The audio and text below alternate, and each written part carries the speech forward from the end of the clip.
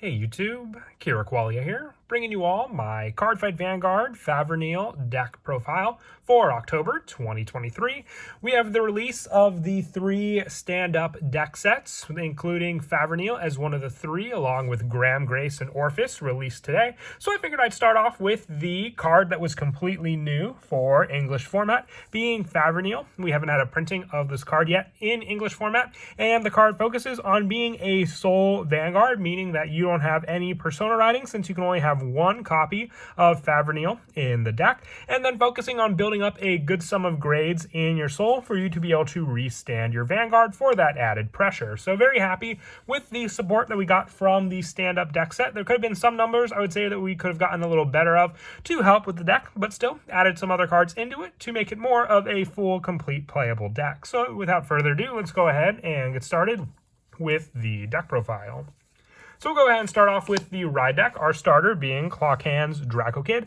The standard when wrote upon, if you went second, draw a card. I think it's really cool that they did give us at least ride lines for Favrneel and Graham Grace, with our grade 1 being Divagating Chopper. When wrote upon, draw a card and choose a card from your hand and discard it. So the grade 2 we'll ride into is Gear Rhinos of Barreling Impulsion. When you would ride a card from the ride deck, you can ride with a Soul Blast 1 instead of having to choose a card from your hand, discard it, keeping more cards in our hand, and you can just Soul Blast the grade 0 since it's not going to help with any of the total sums for our main go-to Vanguard, which is Purgatory Dragon Deity Favrneel. So the first line of text says you may only have 1 Purgatory Dragon Deity Favrneel in the deck, and on the Vanguard circle at the beginning of your main phase, your opponent chooses one of their rear guards, retires it. If you did not ride this turn, this unit gets plus 10,000 power and critical +1 until end of turn. So this is the added pressure that can help make up for the Persona ride the following turn, basically counting as a Persona ride for your Vanguard alone, which is the main focus of the deck. Favrneel really doesn't need the rear guards for its support. It'll restand just based on being able to build up your soul with your options of when your opponent's rear guard is retired during your turn, put a card from your hand to the soul and draw a card, setting up more cards in your hand for the soul power. So with your ride line, you already have 3 of the 13 needed, because on Vanguard Circle, once per turn, at the end of the battle this unit attacked, if the sum of the grades of Dark State cards in your soul is 13 or greater, you counterblast 2, stand this unit, and it gets drive -1 to end of turn. So you have the plus 10k power potentially to attack with, and then a restand for that to hit again, with added pressure to go relentlessly against your opponent using your main go-to Vanguard. For more of the grade 3s, because you do want to run a good number of grade 3s in the deck, since they can just help to equate to a majority of 13 cards for the total sum in the soul, all the quicker. So 4 copies of Purgatory Baron Rhodus, the rear guard at the end of the battle this unit attacked a Vanguard. If you have a Vanguard with Favrneel on its card name, put this unit into the soul, choose one of your opponent's rear guards, and retire it. So more retire power, and just a quicker way if you attack with Baron Rhodus first to build up a grade 3 to count towards the 13 in the soul. So 3 of the 13 met right there from just a unit that attacked. And from the soul at the beginning of your ride phase, if you have a Vanguard with Favrneel on its card name, bind this card and discard a card from your hand to activate Persona Ride until the end of this turn. You cannot activate Persona Ride with other card effects, and you cannot ride. So also counting as an additional card to use with Favrneel, making up for the Persona Ride that you cannot do to begin with, since you can only have 1 copy of Favrneel. And setting up the Rhodus in the soul means you want to at least call one out to the rear guard, attack with it, and then have it in the soul ready to use during the following turn. Now, the one card they only gave us 4 of, which I do think kind of sucks, just for the fact that it is a very good card in the deck, is Demonic Swordsman of Writhing Eligos. Now, I would want to run 4 of this card. Once again, they only provided 1 in the deck, so I have Time Jarrett Dragon, which they also gave us in the stand-up deck set as an added backup until you get more copies of this card. On rear guard, when this unit attacks a Vanguard, if you have a Vanguard with Favrneel on its card name, put 1 other rear guard into the soul, choose one of your opponent's rear guards, retire it, and the sum of the grades of Dark States in your soul is 13 or greater, countercharge 1. So it also helps for being able to countercharge, because you are going to be counterblasting for Favrneel to gain that additional restand power of this card. So at least you can have multiple restand options for when this card attacks into your Vanguard.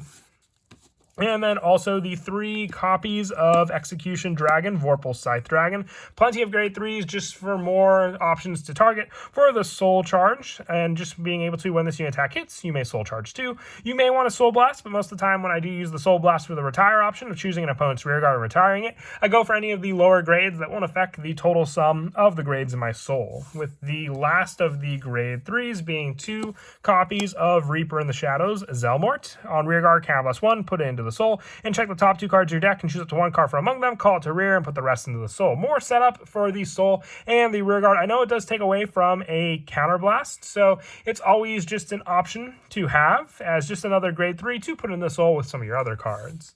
And for the grade 2s, the only grade 2 I run in the deck is 4 copies of Squalid Freaks. From the Soul, if you did not ride this turn, it gets grade +2, counting as a grade 4 in the Soul. And from the Soul, when your grade 3 or greater Vanguard attacks, if you did not ride this turn, bind this card, and all of your front row rear guards get +5 till end of turn. Your front row units, not just the rear guards. So along with the Persona Ride power that you can provide thanks to your Purgatory Baron Hrotus, you can also have a +5 thanks to Squalid Freaks for the option of just being able to bind this card for the additional plus power.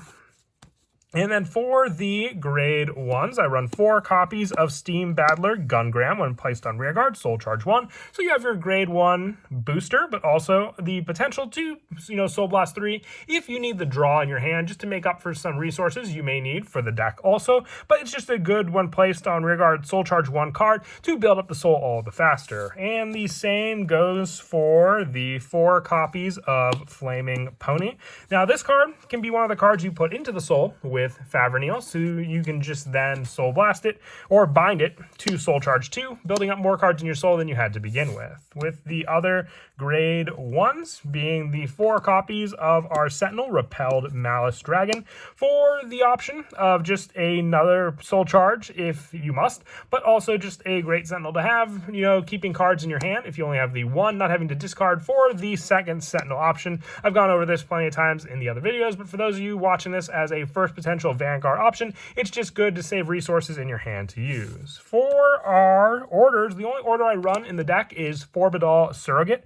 You may only have 1 Regalis piece in your deck. You search your deck or drop for a total of up to 2 grade 3 or 4 unit cards with different card names and reveal them. Call all the revealed grade 3 cards to rearguard and put all the revealed grade 4s into your hand. So there aren't any grade 4s in the deck, but just being able to add 2 different grade 3s makes it all the better, because then we can just call these cards to rearguard, have them set up for our Favrneel play. It's a very, very useful card just for that easy search to be able to add those cards from our deck to our hand to use. For the trigger lineup, I am running 7 criticals, so 4 copies of Flinty Slasher and 3 copies of Lively Breath Dragon, along with the next one being 4 copies of Ruse Wildmaster Riley. I thought about running the front trigger for added plus power on top of the grade 3 that provides Persona Ride, and the option for our Squalid Freaks for additional +5 to have 25k total for our front row. But a lot of the times I'm just putting units into the Soul, so I'm not really giving us much of a resource having an open, rear guard for Favrneel to restand.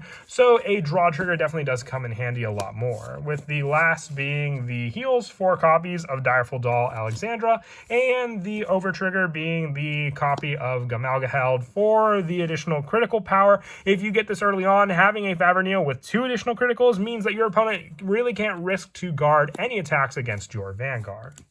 But that is it for the deck profile. I hope you all enjoyed. Like I said, I wanted to update this deck because we have the new mask support for the Orphis deck. And I'll definitely look to update Gramgrace the next chance I get as well. And as always, until next time, please don't forget to leave a like and subscribe. And Kira Qualia out.